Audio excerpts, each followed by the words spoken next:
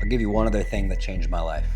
True story, real life, right? I'm in my snowboarding career. My tax bill is like 45% of my income. And mind you, I was broke before I became a snowboarder. I was working at Blockbuster, Payway, TGI Fridays, busting tables, living paycheck to paycheck. You sang me the happy birthday song. Yeah, I did. And here's that TGI Fridays, that was me. That's right, that's true. With flair. Yes, With flair. it's flair. true Lots of story, flair. dead serious. And my snowboarding career takes off and my income does, right? Yeah. And I get to the end of the first year of making good money and my CPA calls me like you're talking about and punches me in the gut and just like, sorry, there's nothing else. You're doing everything you can. Come across Tax-Free Wealth by Tom Moore. I read that book in 2010. I hire a new CPA and he says, hey Dan, you're structured poorly. What's your wife do? I'm like, well, she's a server at Rod Rob. And he's like, does she like it? I'm like, she hates it. She's actually crying the other night because she was so fed up with it. And she's like, well, have her manage your real estate. Cause I had 60 units already. I was investing. And so she went in and she did some of the CapEx overview. She worked with the management company and she qualified as a real estate professional. And all of a sudden now all my income, I can take that bonus depreciation quickly and my tax bill went to zero. Wow. And let me add to the real estate professional, okay? It is not being a real estate agent. Okay. So when you look at it, a real estate agent's a great job, but you're getting ordinary income, commissions for doing goods and services, right? And you're providing that. Real estate professional is a class code, and this is where your, as I started it out, your tax strategist or a tax strategist and CPA are completely different things. Okay. And that's why you want everybody to talk together. But your CPA could be a tax strategist. It's just if they're savvy enough to, look at it from, put everything together. So that's there where you want to, pull everything together, like Dan, and find that right person to give that education. Because a real estate professional, when you look at the IRS code, you can research it yourself. There's a minimum of, there's qualifications to be a real estate professional, meaning you're an investor. His wife is actively managing, bookkeeping, putting in tenants. They're actively involved into it of doing the service of real estate, investing. But you have to have 750 hours and you got a minimum, and it has to be the most item that you put your time towards. But like 500 hours have to be material participation, right? Meaning bookkeeping, actively out there, and then 250, right, can be researching markets, looking at other things, education. So that's just really, Dan hit a great point. But remember, it's not a real estate agent. Real estate agent is an awesome gig, right? And a lot of real estate agents can become real estate professionals. There's just different ways to structure it. There's long-term rental properties, or this great Airbnb we're sitting at in Scottsdale, Scottsdale, Arizona, that Patriot Gear rented for us. How nice is that? Which is a great brand, right? We could talk about that later. Love them. But it's, when you look at it, there's different codes for short-term rental, and then there's different codes or different hour requirements for long-term rental. So look that up. Real estate professional is a great way that you can start it. Even Tax-Free Wealth, we'll talk about it in that book.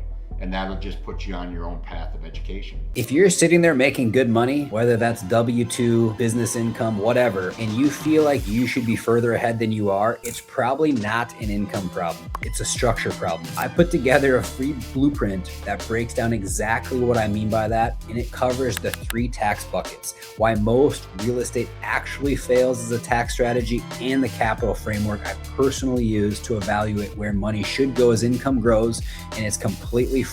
Links down below. So we've talked briefly about some of the logistics behind a business owner and taxes and accounting. Can we talk more about like the shiny? I like shiny stuff, like cars and jewelry, watches.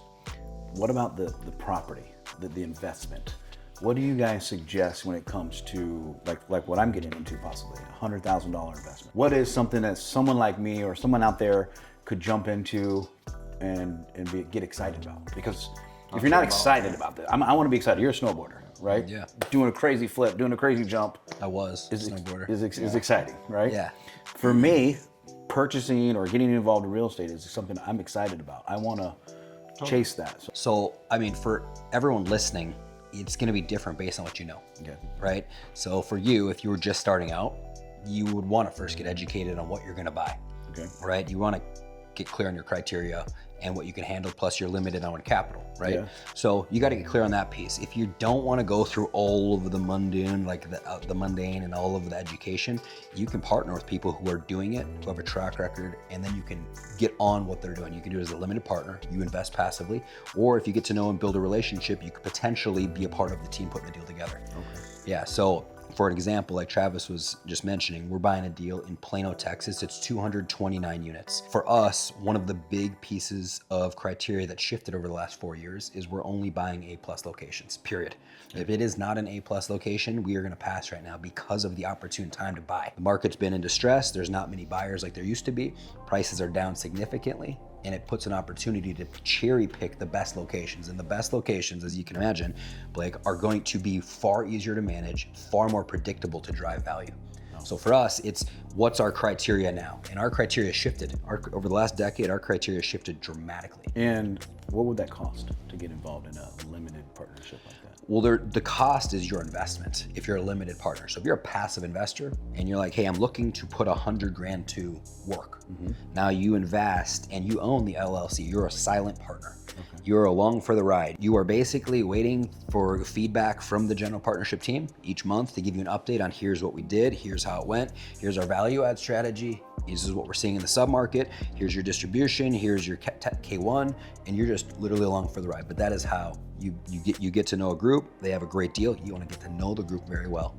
That's first and foremost as well. Yeah. Like, take your dang time. I see so many people get super excited, FOMO hits, and they just start jumping into these deals left and right, and all of a sudden the operator, they realize maybe isn't the most committed group. Right. And you look at what Dan's talking about, you have he was saying general partner and limited partner.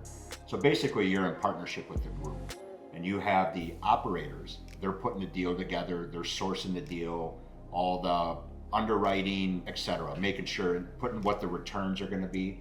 And then you have limited partners. That's where the equity.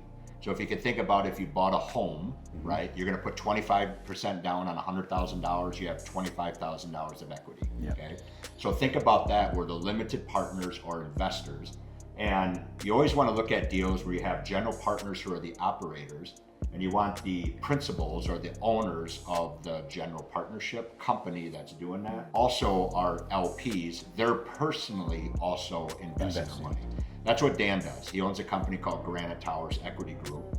It's the general partner that's putting together the deal, or syndication, as people will say. And then they have investors, or a group of people, or limited partners, and say you and I each put $100,000 in, right? And our equity is our percentage of that investment. Okay. And then based off that investment, that 100,000 is where your depreciation is going to come from, based off your investment. The general partners on the GP side don't take any of that depreciation. It's all allocated towards the limited partner side. Right? And then there's strategies that you can go through that could be a whole another 2 hours. I was gonna say I probably have 4 or 5 questions about that, but yeah, but just in a nutshell, then, yeah. And you're in a group together, right? And then when you know that the general partners have their own money into it, they also have a vested fiduciary right to look out for everybody else's money, including their own. Right? And then it's a team build. If you're an accredited investor and you want to learn about the deals we're doing, click the link below.